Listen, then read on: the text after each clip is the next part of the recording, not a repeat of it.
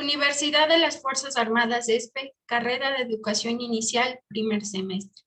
Como asignatura política educativa en la educación inicial, presentando el tema Contexto histórico de la educación inicial en Ecuador, contando con la tutoría de la magíster Mónica Arboleda. Como estudiantes expositoras, Lara Angulo, Sara Luzmila, Yumi Kinga Alkinga, Alison Mayeli, Loor Zambrano, Angie Abigail, López Rodríguez, Victoria Vivian. En el contexto histórico de la educación, en el año de 1550 se crea el Colegio San Andrés de Quito, el cual fue de carácter religioso y daba apertura a los indígenas. De 1590 a 1690, en este periodo la educación estaba destinada a la clase privilegiada de la ciudad. Utilizaban las mismas universidades renombradas como la San Fernando y Santo Tomás.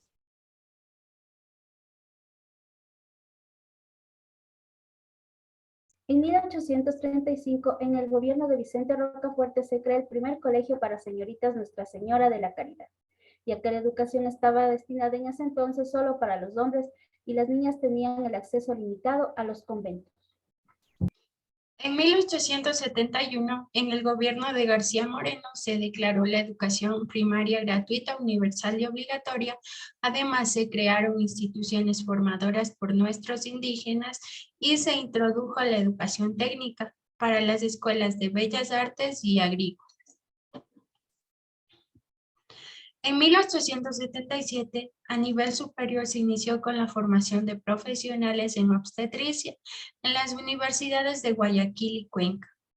Además, con la carrera de pedagogía en la Universidad Central. De 1883 a 1893, en este periodo se dio un gran incentivo para la educación primaria, tanto como en el número de instituciones como en el número de estudiantes. Además, en esta época se editó varios libros de autores ecuatorianos.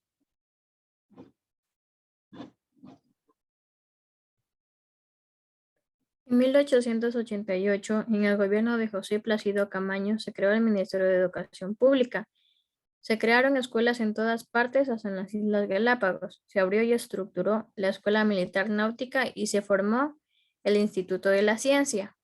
En 1897 fue la creación del Colegio Mejía y muerte de Eloy Alfaro. De 1912 a 1914 se introdujo la escuela nueva, retornando 2 misiones desde la Alemania, utilizando nueva metodología como material de apoyo. En 1920, la educación pública laica creció y ganó reputación. Muchas mujeres se destacaron en la docencia, así como lo hizo María Angélica Hidrobo.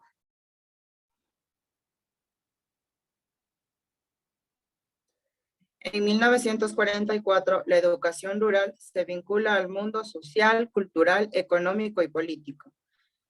Se diseña y elabora planes de estudio. En 1960, la práctica de la educación impulsó importantes reformas en los niveles primario y secundario, aumentando así el presupuesto para la educación.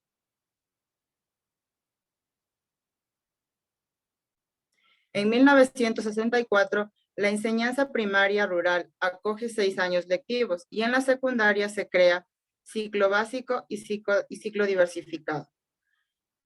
En 1990, el Estado baja su inversión en la educación siguiendo consejos de organismos multilaterales.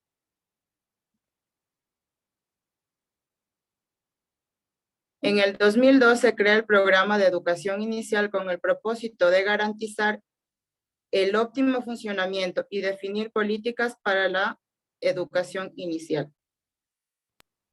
En el 2008, la Constitución de la República reconoce a la educación inicial como el primer nivel del sistema educativo. En el 2014 se remitió el Currículum de Educación Inicial 1 y 2, donde da cumplimiento obligatorio a la guía de los procesos alcanzados y que la educación es gratuita.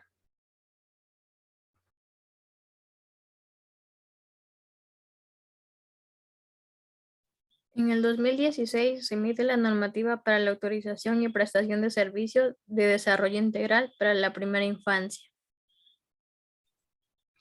En el 2018, el fortalecimiento en los docentes en habilidades pedagógicas y formación integral de los niños.